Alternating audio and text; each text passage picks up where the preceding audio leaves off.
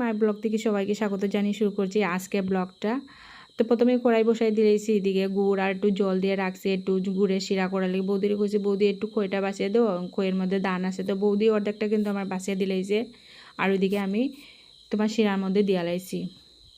আমরা লক্ষ্মী পূজার দিনেই এটা করতেছি, কে লেগে আমরা একটু প্রবলেমের কারণে বাইরে তার আগের দিন বাজার আনতে পারছে না। আর ওইদিকে আমি দুধটাও বসাই দিছি, দুধে কিন্তু জাল উঠে গেছে। ওইদিকে বাজার সেমাইটাও দিলাইতাছি। অনেক কিছু বানাইছি, লুচি, তোমার নারকেলের নাড়ু, বাদামের নাড়ু, এইগুলো দেখাইতে পারলাম না টাইমের লেগে। কিন্তু বৌদি আসলো আমার বাড়ির সাথে, ও তো ছোটো অনেক, ওকে খাওয়ানো টাওয়ানোর লেগে। তো বৌদি তো স্নান টান করে পূজার কাজে যাইতে লাগে, তার লেগে বৌদি করতে পারছে না। মা কিছু হেল্প করছে আমারে, কিন্তু মার তো শরীরটাও ভালো আসলো না দেখে মা এতটা পারছে না। ওইদিকে আমি আর বৌদি দুজনে মিলেই পূজাটা দিলাইতাছি। আর সত্যি কথা অনেক টায়ার্ড। আমি সকাল দিকে মার গেছি, মা একটা চুলা বানাই তো, চুলা দিয়ে নারকেল নাড়ুটা বানাইমু। অনেক কিন্তু পারফেক্ট হয়, দেখতেও কিন্তু অনেক ভালো লাগে।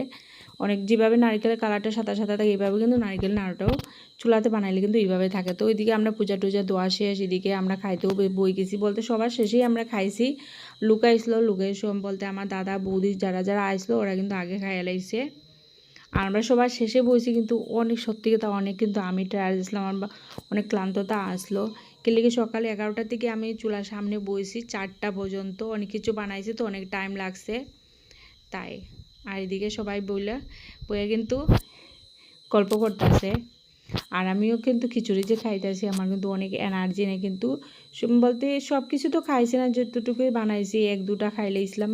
মিষ্টি মিষ্টি খাওয়ার পরে কিন্তু ঝাল খাইতে ইচ্ছা করে, তার লেগে রাতে 11টার সময় আমরা খিচুড়ি বানানো হয়েছে, খিচুড়ি আর সব সবজি দিয়ে একটা গ্যাট বানানো হয়েছে।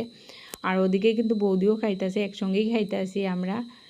তো খিচুড়িটা কিন্তু ভালো হয়েছে, সবজিটাও কিন্তু ভালো হয়েছে। আমিও রান্না করেছি, তারপরেও আমি কই লইতাছি, কিন্তু তারপরেও ভালো লাগতেছে না।